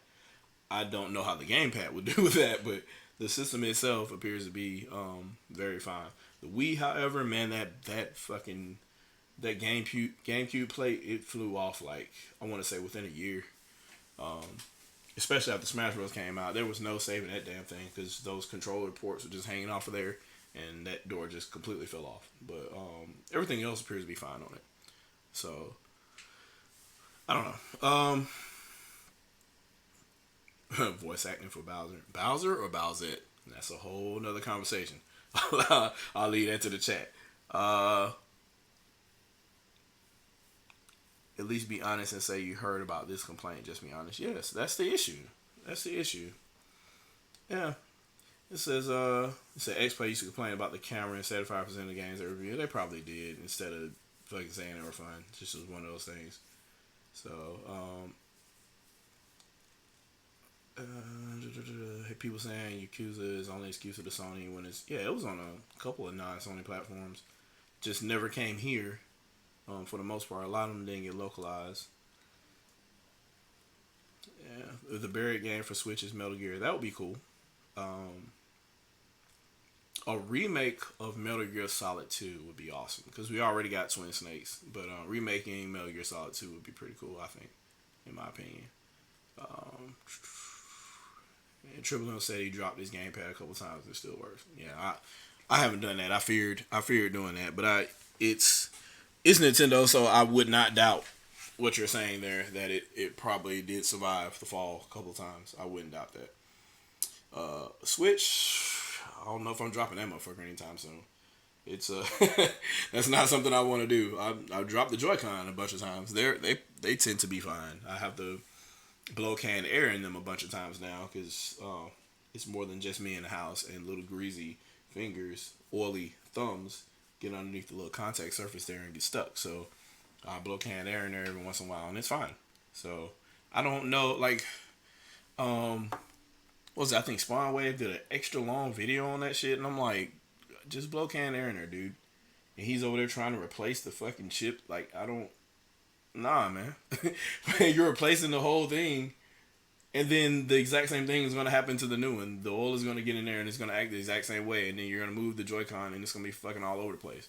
So Granted, they are cheap. Like you can just get another one for a couple bucks, maybe $20 at most, and then replace the entire module and put that inside of the Joy-Con. But it's not worth opening that little bitty thing up and putting all that shit in there.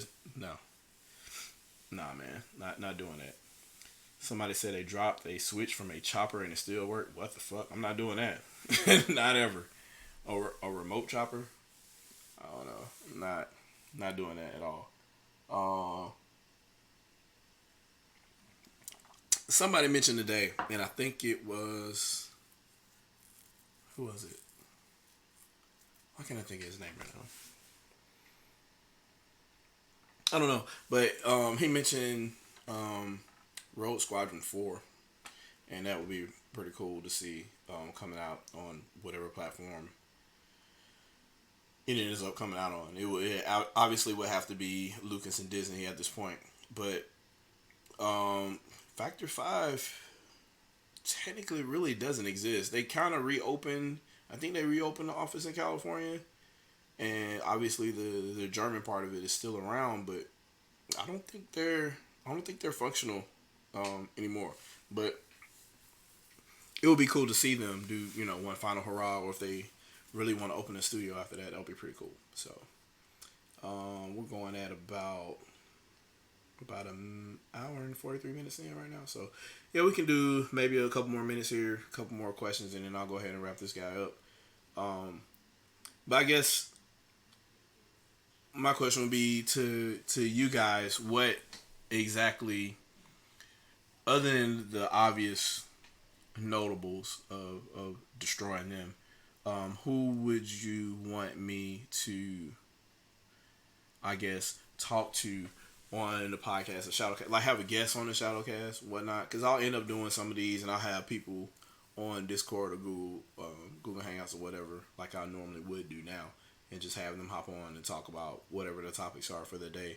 Are there any in particular people that you think I would need to go out and reach out and get, other than the normal regulars that I would have here? Because I was thinking, so I would have to reach out pretty far to get Miss K on here, because she has a really tight schedule. She's like gaming 24/7. So for me to get her on here and she just fucking talk cold hard shit and be real, like super real, I would probably have to reach out to her and get a schedule together. But I could probably get her on here to talk about stuff. Zobi70, I don't know who that is. I have to look them up. I guess send me whatever their @ handle is on Twitter or wherever they are, or if that's their YouTube handle, just let me know, and then I can reach out to them and find on. Say anybody that's on with Next Gen 720. Oh my god, that would be hilarious. But y'all can go back and look at some older videos and see that. But I mean, those guys are, some of them are serious and some of them are just entertaining. But either way, it's just interesting having some of those conversations. Like I saw, I'm trying to think of the one guy. We did two separate back-to-back podcasts talking about the same shit. And at the end of the day, I ended up learning something. I learned about the I think it was I could still use the USB connection on 360 if the battery was out. Like, I never knew that. I think that was what ended up happening on that. But that dude was like so wrong on everything else that we talked about. But at the end of the day, he said, "Man, you could plug up the 360 controller without the battery." And I said, "For real?" And I tried that shit right then while we were talking, and it worked. I was like, "Fuck."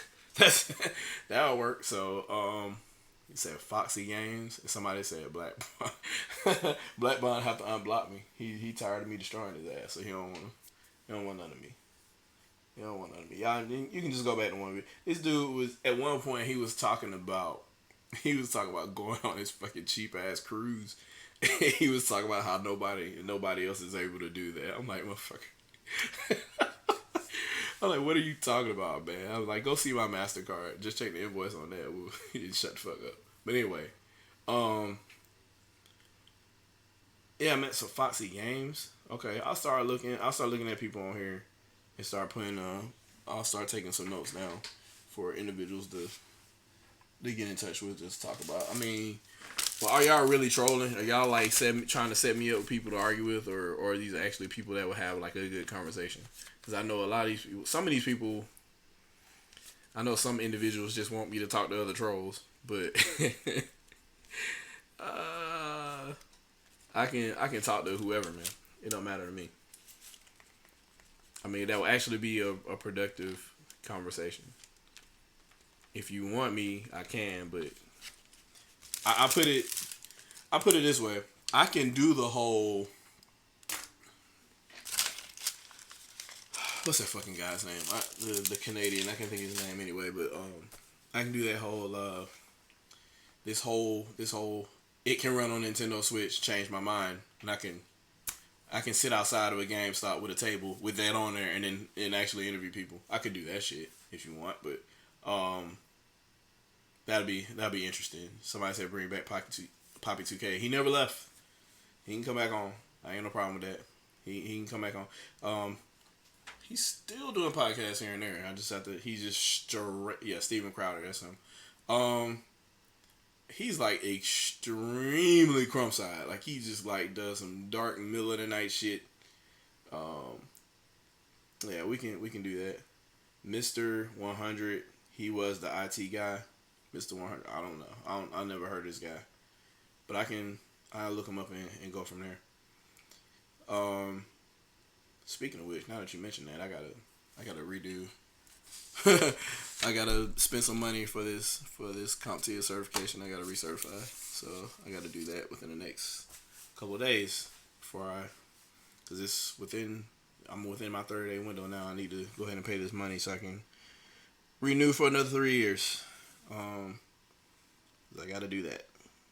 It's either that or I don't be certified. And I gotta be certified. So yeah. So Mr. 100, I don't know. I have to Google him and pull him up on here, but Mr.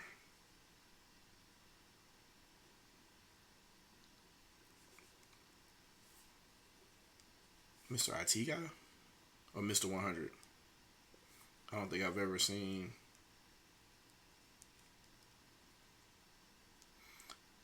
Is he on YouTube or is he on social media? I guess is the question.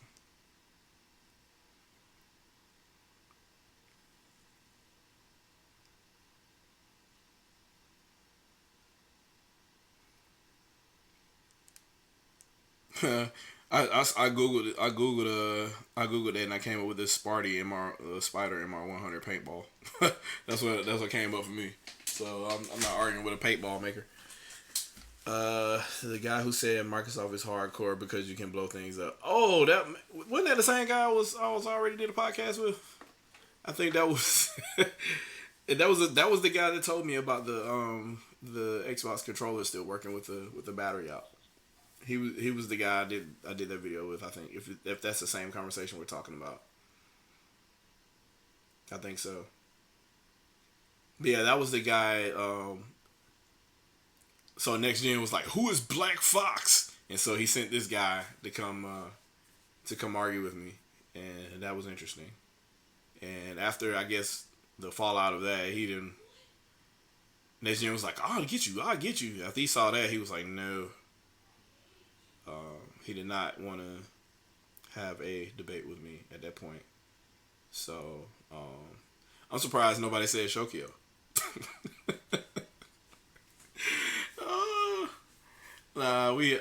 He already said he didn't want to do that anymore anyway. So even after we talked after that, it wasn't really an argument. He just said he didn't want to do a debate anymore. So there are more trolls and fanboys that will say Company X can do no wrong than people wanting to have a conversation. Yeah, that's right. And so you're gonna see me on social media probably defending Nintendo a lot because they get a lot of shit a lot. And so lately, I've been defending Crackdown because Crackdown looks like Crackdown. And the Crackdown that I was used to was single player. And me being able to get vertical and get those fucking orbs. And then I hear that orb sound and then my endorphins kick in. And I feel great because I'm able to throw shit further, blow shit up more. And that works for me. I played online maybe 20 times the whole time I had that game, because by the time the online kicked off for that game, Halo 3 finally launched, so everybody played Halo 3 after that.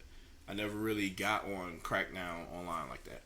So to me, Crackdown is about single player. So I would love to go back to play what I see so far of Crackdown 3 because that's what the original Crackdown single player was. So I want to play that. I don't know why anybody would say they wouldn't want to play that unless they played a lot of Crackdown multiplayer and that's what they missed and that used to be good to them. Now I can understand that. That could be a legitimate complaint. But to completely dismiss what the single player is, like I don't understand that at all. So but yeah, you'll see me, and it's not necessarily defense. It's more of destruction of the argument itself against what's attacking said company or said game at the time. So it's not necessarily me saying that, hey, Xbox has had a shitload of games, they're doing great as a publisher, because they're not. But Crackdown is what it is. It's not trying to save the Xbox brand. It's trying to be a decent single player Crackdown game, at least. I don't know about the multiplayer at all. I don't know what their intent was. I don't know if they were trying to capture or create this big, we want this hybrid cloud thing so you can see destruction in the cloud, and that's supposed to be the next big thing, or what. But I'm pretty sure Microsoft isn't hanging their hat on it. They're not like saying Crackdown is going to save the Xbox, so I don't know why people are shitting on it like it was supposed to. I guess that's more of my conversation with regards to that game. So, and I mean, Xbox would be my least favorite first party period, because they don't have the they don't have the resume that Nintendo and Sony do. I mean, just based on time period, because PlayStation was around before Xbox was. So Sony had a real big library and a real big portfolio from the PlayStation 1. Little did we know that everything from the PlayStation 1 would disappear. But on paper, it looked like Sony was a big boy, just like Nintendo was, and here comes Microsoft with literally nothing at the time. Hey, here's this franchise Apple used to have. That'll be our starting, who nobody knew that was going to be the game for the Xbox for the foreseeable future. But at the time then, nobody really knew what the fuck that was supposed to be. Everybody was like, Malice, I guess. So yeah, that ended up being really kind of weird. But yeah, and so here I am defending fucking Crackdown or talking about people shitting on Crackdown. I'm like, are you going to play it, or did you play it already and have complaints? I think there's one person that played it and had a legitimate complaint, and I think they were talking about it just not wowing them, I guess, because they come to expect more in other games, and I'm like, but you'll go play Meat Boy. Like, what we can't pick and choose, man. I don't understand. Like, you can't just sit there and say, oh, well, there's so many things in games now, so this game over here is just not cutting it because it's a little bit more simple. And then cut back and your ass is playing Tetris 99. Like, I don't...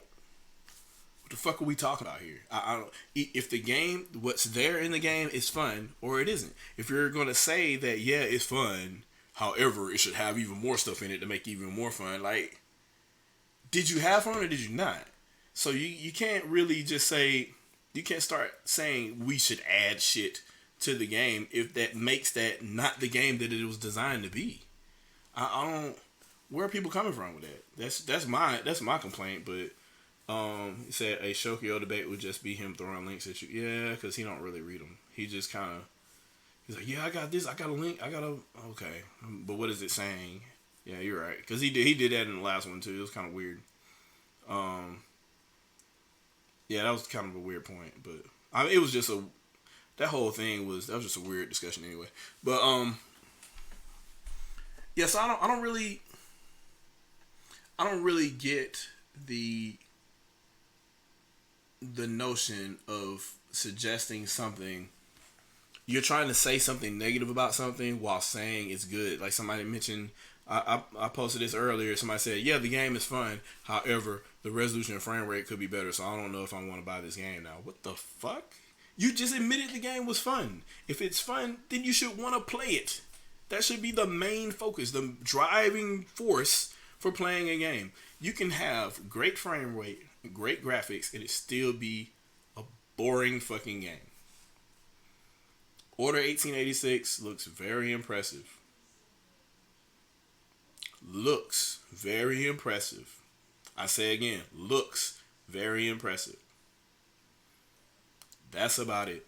So I don't understand, and I already talked earlier about how Ocarina of Time and all that kind of stuff works into it. But I mean, I legitimately have a screenshot of somebody saying the game is fun, but I don't know if I want to get it because the graphics and the frame rate are bad. That's legitimate. That's legitimate. And then Lake and Link said that it's fun, but the resolution isn't 4K, so it's garbage. Like, what the fuck kind of shit? Oh god, that's just. Oh man, that's the issue right there. Like, people aren't getting the reason. The whole point of playing these games is to escape from reality, just like you would with a board game or anything else, or watching TV. The whole point is you're not doing what you normally do on a daily basis. So now, instead of going to work or doing chores or whatever, you entertain yourself to take yourself away from that other tedious stuff that you normally do. So if the game can do that, then it succeeded. I don't get the point where it needs to have all these other bells and whistles on a checkbox just because a bunch of reviewers said it needs to have that. Doesn't make any fucking sense. Did you play it? Did you have fun while you played it? Is anything else more important? That should be the question at that point. If anything else is more important at that point, you need to check yourself. Because why are you playing games to begin with? It seems like you're playing them for all the wrong reasons. And that's my tagline, and that's why that's been my tagline since the beginning. That's been my tagline before I even had a YouTube channel. All the way back to, I guess, a couple people, maybe, I don't think anybody's on here right now that goes that far back. But there's a couple people that follow me that may comment on this video later that remember me from way back when, back in the old school Nintendos.com days. Do you play games to have fun or to impress other people? Because legitimately there are people that only want to impress other people. That's why they play games. It doesn't make any fucking sense to me at all. I don't care if you hate Daemon X Machina. I'm not going to go and say I'm about to uninstall this game because 100 people on my friends list don't like this game. Who the fuck does that? It doesn't make any sense.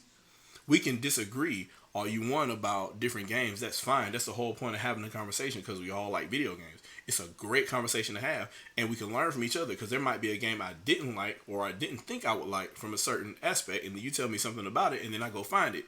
And then I go find it and I actually like it. So now there's another video game that I like that I didn't think I would. That should be the whole point. Not let me have this narrow view of what a fun video game should be, and if anybody says anything positive about it, let me talk shit about them. That doesn't make any sense, man. At all. So, you know, with that, in closing, I'm a little bit over 2 hours here, which means it's officially a ShadowCast now. Maybe it should be 9 hours, but that's kind of how I normally do those. But it's just me right now, so just rapping with you guys. I appreciate the comments. I won't ignore them all. Paid Enthusiast is in here now. He said he can't believe that there were people who were complaining about the Direct. Yeah, that's kind of weird. Nintendo showed unannounced game after unannounced game after unannounced game, and it still wasn't good enough for some people. Well, you know who those people are. They were never going to be happy anyway. It doesn't matter what Nintendo announced. They could have announced another brand new Zelda and another brand new Mario, and they still would have been bitching, saying, "Oh, it's Zelda and Mario. That's all Nintendo does." But that's what they would want if they didn't announce them. So, you know, it's whatever. They're justifying it to themselves to save money. Dark Souls, I guess. It looks fun, but it's not on my priority, or it's just outside of my preference. Yeah, outside of my wheelhouse, not in our wheelhouse type of situation. Yeah, that's fine. I don't like that as an excuse, because it essentially means that you concede that the game is potentially fun to a lot of people. You may concede that it has a lot of the things that other games that you play and like have. So you're just saying that for unknown reasons I don't want to play it, or for unknown reasons I'm not going to play it. at that point. And now it just becomes a thing where we know why you aren't playing it. We know why. And for some people, and they don't want to admit it. For some people, it's money, and that's okay. That's fine, well and good. If you don't own every platform, or you don't have enough money to play certain type of games, I mean, that's fine, well and good. I mean, I'm broke the other way. I don't have the time. I can buy games for days. I can't play them all. I don't have enough time. So I understand the situation. It's okay to say, look, man, the way my wallet working, I understand it. I complain all the time. I look on Steam and I'm like, why do I feel broke just logging into this shit? But it's just some people, they know they can only afford, one platform and a couple of games or something like that, and so they use these excuses to validate themselves, and that's not really solving the problem at all. It's it's just making things a lot worse. Especially if people find out that that's the only reason that you're dissing other shit is because you can't afford the other stuff. So I don't know, man. I'm glad I don't have that problem. I'm glad I've never really had that problem. It is great to walk into a Best Buy, fucking GameStop, and just walk down the aisle and just kind of look for whatever game that you want and go from there. Same thing for going on Amazon. So ask for something new and they ask for something new and say it's not what they want. Can you be more specific? Yeah. Then no, just be vague. Yeah. This is one of those things. Triple M said, speaking about Crackdown 3, do you think it's a AAA game? Because that's the reason why it's being bashed, as it doesn't look like a AAA game. I thought the whole point was it wasn't a AAA game. The original game was only there to hook you into Halo 3. Or Halo 3 was being used, the Halo 3 demo was being used to sell that game. I don't think Microsoft ever pivoted that game as a primary title for Xbox at all. Like not the first game. So I don't know. I still don't know where all this is coming from. Like Crackdown is going to save the Xbox. I've never seen. I've never even thought that. Like at any point. So I don't know why anybody is. They're talking about it like it's the best thing since sliced bread. And it's gonna part the waters and bring Microsoft out of the ashes. Microsoft put themselves in the ashes because they weren't serious about getting a library together. And that, I mean, there's nothing you can really do about that. I mean, Sony was the same way too in 2013. It's just they actually took the time to get it together. It just took time. They both rushed into this 8th generation. They couldn't let Nintendo have the Wii U by itself for another year, so they launched them early. Those systems were supposed to launch in 2014, and they launched in 2013 with not a lot of software. That's the truth of the matter, and you saw it because no killer app, if you will, launched for either of those platforms really until 2015-ish, 2016-ish. So, I mean, for a long time, there was HD or remasters of games coming out, and then there were some original titles, but most of y'all ignored them. Like, nobody really played Knack or Infamous or anything like that, and I think I'm the only person that really liked Killer Instinct like that. So, I mean, not in this circle anyway. I mean, there's a bunch of people that played it, competitively, but they didn't really play it for fun. NS Gamer says it's a AA game, and that's exactly how I wouldn't call it a B game. I would definitely call it a AA game. It'd be a AA game from a first party, which is, Nintendo does that too. That's what it does with Kirby games towards the end of a generation. It's not some big AAA masterpiece. I mean, they put that game together. It's great because a kid can play it and they can kind of get through it and beat it or whatever, and then the guy that used to play Kirby back in the day when he was a kid, he can go through and collect everything as an expert. So that's the affluence of a game that's the influence of a game like that, and that's the duality of it to where it serves both audiences.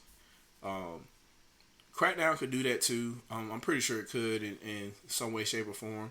It's just I don't think Microsoft was taking it that seriously like Nintendo is. Like, Nintendo has a clear purpose for all their IPs and the types of games that they make with their IPs. and I don't think Crackdown was ever in the plans like that. Like Nintendo has their library laid out. So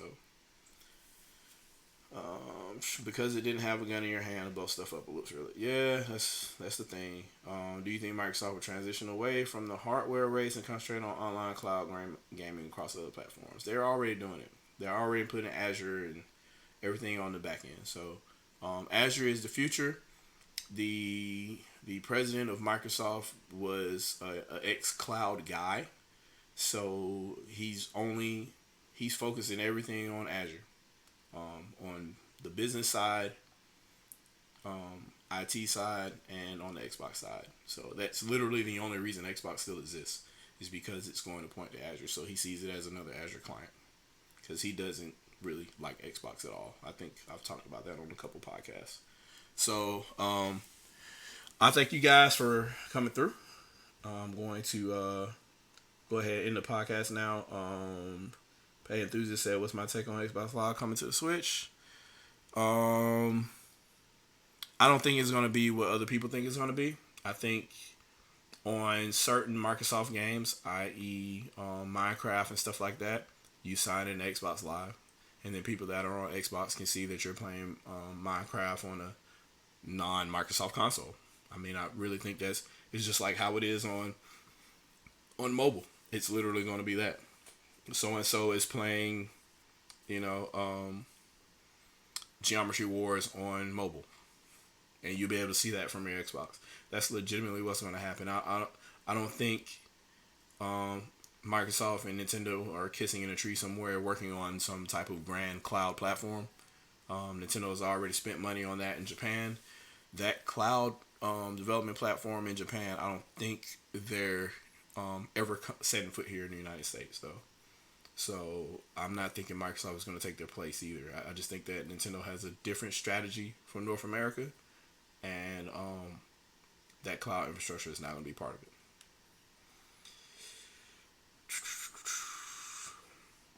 Do I think Xbox need to change its brand?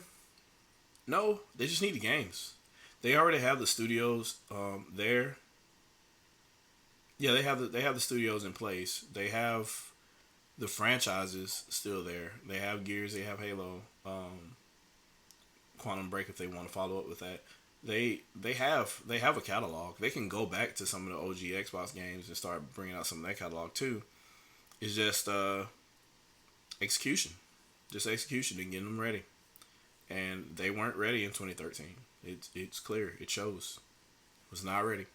So and of course they had to change plans on things because both them and Sony wanted online only, cloud pointing to like platforms, and it didn't pan out. So Sony was able to roll with the punches. Microsoft wasn't, and they kind of fell behind on that. And of course they chased Sony and try to come up with a mid-gen upgrade to their platform, and with no software really to back it up. So, all right, guys, that's gonna do it for me, and we'll go ahead and end the stream. And I thank you guys for tuning in. I'll try to do another Let's Chat like this as soon as I can.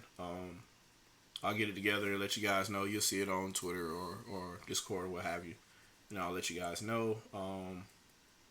Other than that, I'm out. Do you play games to have fun or to impress other people? Man, we out, man. Who don't step in the game?